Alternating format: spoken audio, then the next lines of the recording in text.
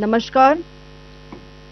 8 से 9 मई 2025 की मध्य रात्रि को पाकिस्तानी सेना ने सैन्य बुनियादी ढांचे को निशाना बनाने के इरादे से पूरी पश्चिमी सेना पर भारतीय वायु क्षेत्र का कई बार उल्लंघन किया। यही नहीं बल्कि पाकिस्तानी सेना ने नियंत्रण रेखा पर भारी कैलिबर वाले हथियारों से गोलीबारी भी की।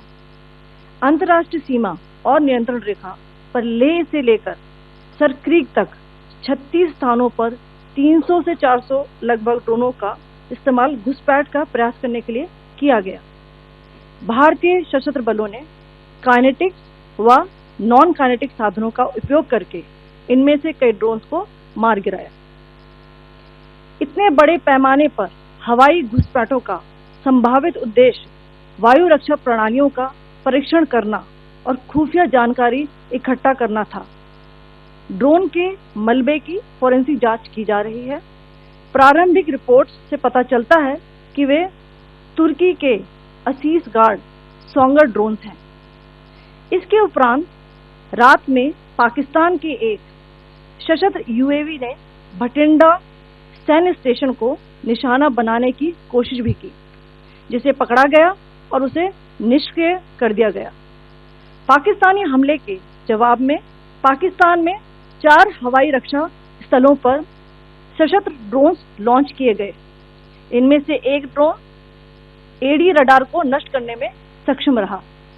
पाकिस्तान ने जम्मू कश्मीर के तंगधार, उरी, पुंछ, मेंढर, राजौरी, अखनूर और उधमपुर में भारी कैलिबर आर्टिलरी गन और सशस्त्र ड्रोन्स का उपयोग करके नियंत्रण रेखा के पार गोलीबारी भी की, जिसके परिणाम स्वरूप भारतीय सेना के कुछ जवान हताहत हुए और घायल हुए। भारतीय जवाबी कार्रवाई में पाकिस्तानी सेना को भी बड़ा नुकसान पहुंचाया गया। इसके अलावा पाकिस्तान का गैर जिम्मेदाराना व्यवहार फिर से सामने आया। 7 मई 2025 को रात 8:30 बजे एक असफल अकारण ड्रोन और मिसाइल हमला करने के बावजूद पाकिस्तान ने अपना नागरिक हवाई क्षेत्र बंद नहीं किया। पाकिस्तान अपने नागरिक विमानों को ढाल के रूप में इस्तेमाल कर रहा है, जबकि उसे अच्छी तरह से पता है कि भारत पर उसके हमले से हवाई रक्षा की तीव्र प्रतिक्रिया होगी। यह भारत और पाकिस्तान के बीच अंतर्राष्ट्रीय सीमा के पास उड़ान भरने वाले अंतर्राष्ट्रीय उड़ानों सहित नागरिक विमानों के लिए सुरक्षित नहीं है। यहाँ स्क्रीन शॉट में पंजाब सेक्टर में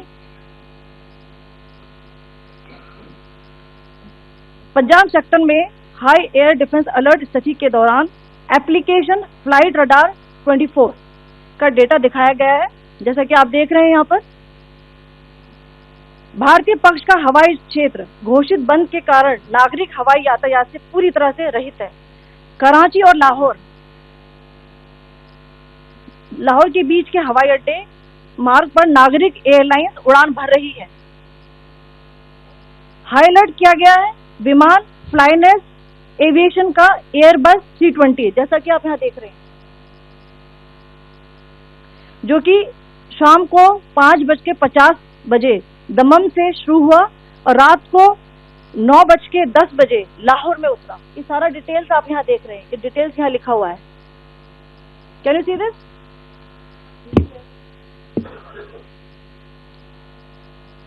भारतीय वायुसेना ने अपनी प्रतिक्रिया में काफी संयम दिखाया और इस प्रकार अंतर्राष्ट्रीय नागरिक विमान सेवा की सुरक्षा सुनिश्चित की। धन्यवाद। जय Hind.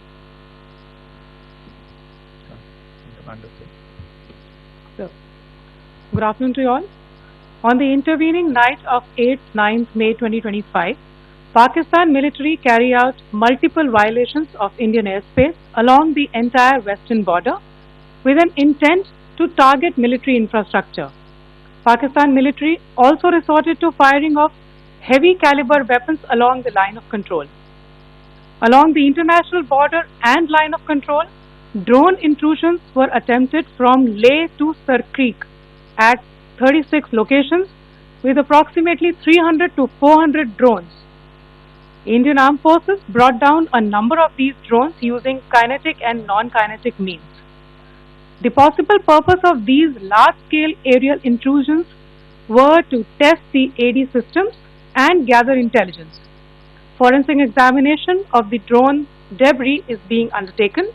Preliminary reports suggest them to be of Aziz Guard Songa drone of Turkey. Later in the night, an armed UAV of Pakistan attempted to target Bhatinda military station, which was detected and neutralized. In response to the Pakistani attack, armed drones were launched at 4 air defense sites in Pakistan. One of the drones was able to destroy an AD radar.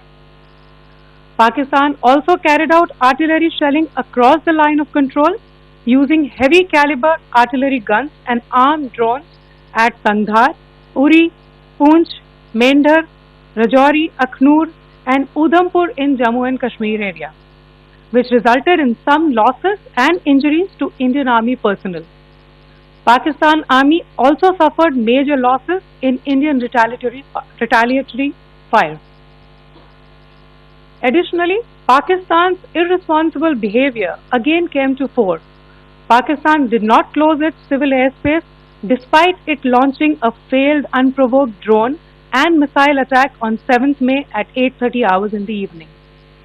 Pakistan is using civil airliners as a shield, knowing fully well that its attack on India would elicit a swift air defense response.